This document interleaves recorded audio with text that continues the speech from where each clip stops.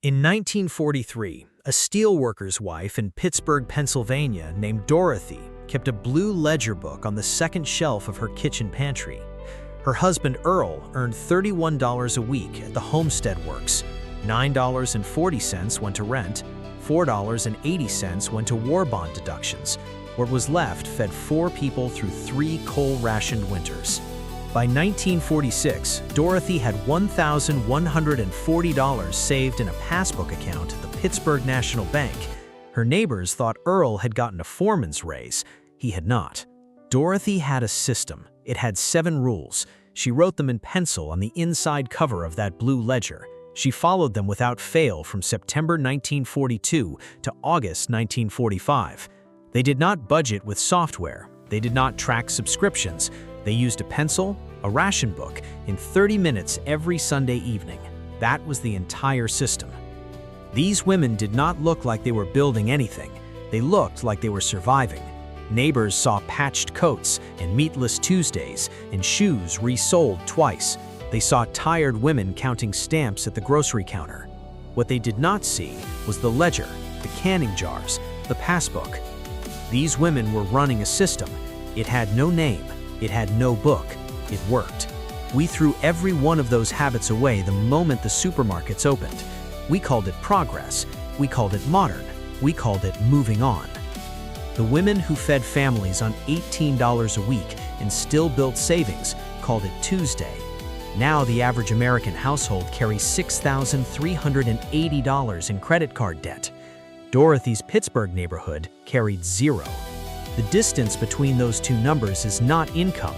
It is a habit we abandoned and never replaced. Number 19 on this list saved the average home front wife $2.30 a week, and the Office of Price Administration actively tried to stop it because it undermined their price controls. Number 11 was practiced inside every naval-based town from Charleston to Bremerton, Washington, a shadow economy the government knew about and chose to ignore. And number 1, the single habit that more Gold Star widows practiced than any other, allowed women with no husband's income to build savings at 3 times the national rate. The Federal Reserve's own 1945 data confirmed it. Almost nobody talks about it. Hit subscribe. Let us count down the 25 forgotten money secrets of the World War II home front. Number 25, the Sunday night point audit. A shipyard worker's wife in Norfolk, Virginia named Evelyn spread her ration book across the kitchen table every Sunday at 7 o'clock in 1943. She sorted her remaining stamps by category: red points for meat, blue points for processed foods. She counted. She planned 7 days of meals before she touched a single ingredient. Her weekly grocery bill never exceeded $7.90.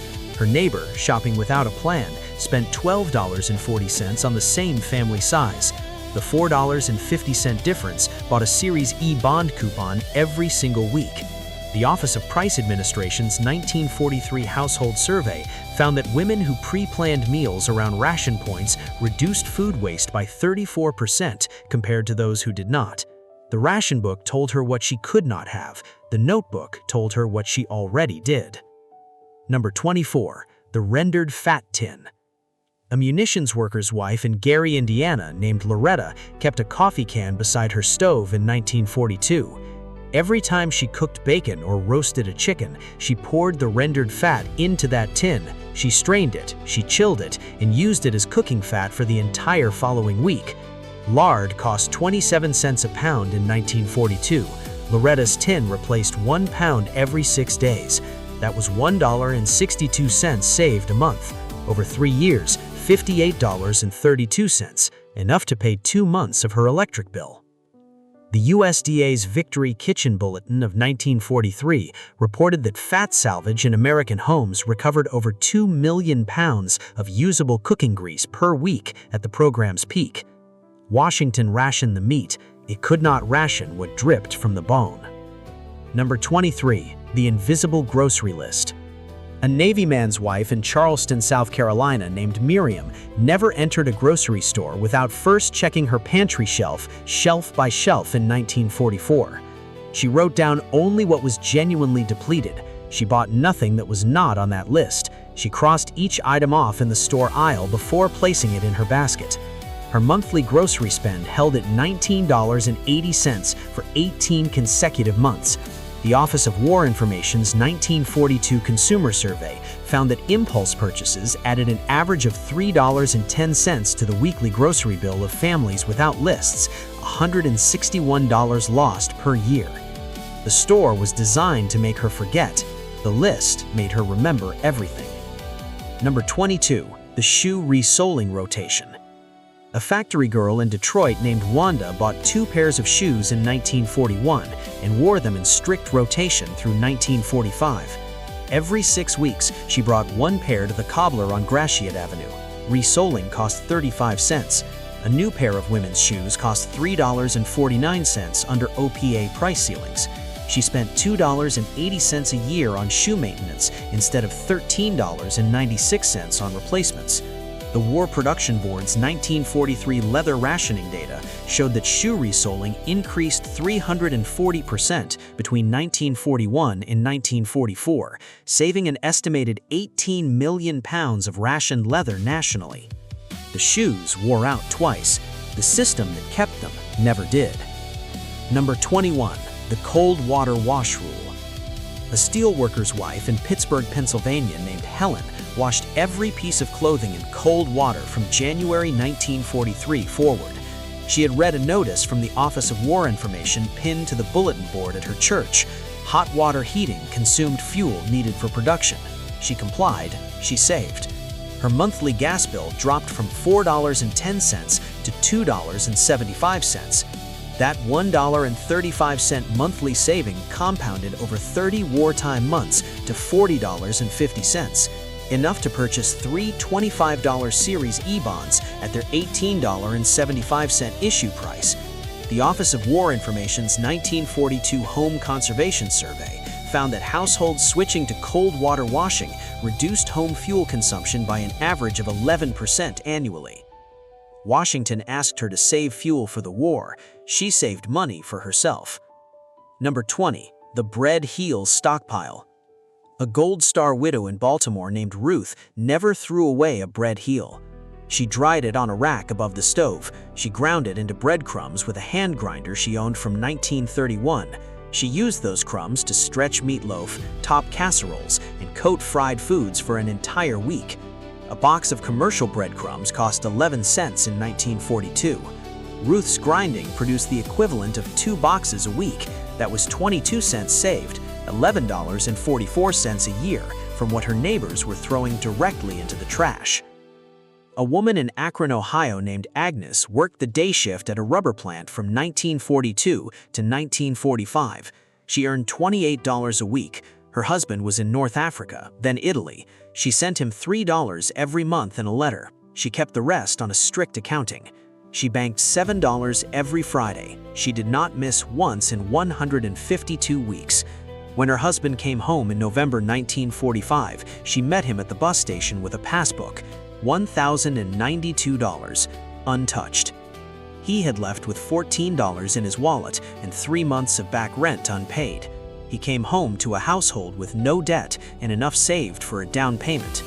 The Federal Reserve's 1946 post-war savings report found that women managing households alone during the war years saved at a rate of 2.8 times higher than dual adult households. They did not save more because they had more. They saved more because the system had no leaks.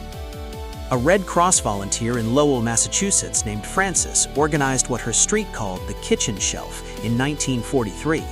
7 households on her block pooled rarely used items: a meat grinder, a pressure canner, a pastry board, a large roasting pan.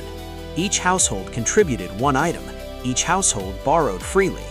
Frances calculated that her block avoided $47 in duplicate purchases that first winter alone. Per household, that was $6.61 saved, equivalent to 14 pounds of rationed butter at the OPA ceiling price of 47 cents per pound. The Office of War Information's 1942 Neighborhood Cooperation Survey found that blocks with organized sharing networks reduced household equipment spending by an average of 22% annually. The government asked them to share with the war efforts. they shared with each other first. Number 18. The price ceiling memory. A factory girl in Dayton, Ohio named Clara memorized the OPA price ceilings for her 22 most frequently purchased groceries in 1943. She wrote them on a card. She carried the card in her coat pocket. When a grocer charged above the ceiling, she cited the regulation number to his face and paid the legal price. The Office of Price Administration's 1944 enforcement report found that 14% of retailers regularly charged above posted ceilings.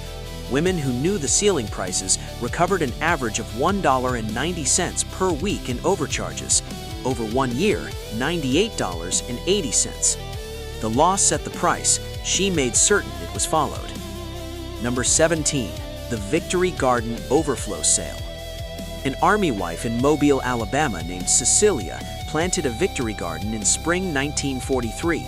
A Gold Star widow in Baltimore named Vera gave up coffee entirely in January 1943, not because she had to, but because she did the arithmetic. Coffee cost 31 cents per pound in 1943 before rationing tightened. Postum, the roasted wheat substitute, cost 19 cents for a container yielding the same number of cups. She switched. She saved 12 cents a week, $6.24 a year. She took it further. She mixed postum with chicory root at a 3-to-1 ratio. Her cost per cup dropped to less than half a cent. The USDA's 1943 Food Substitution Report documented that chicory blending extended hot beverage supplies by up to 60% per household. Washington rationed the coffee. She did not miss a single morning. There is a thing that happens when one person manages a household's money alone for 3 years. They stop guessing. They stop hoping. They start knowing. Knowing the price of every item, the yield of every garden row, the exact number of meals in a 5-pound chicken.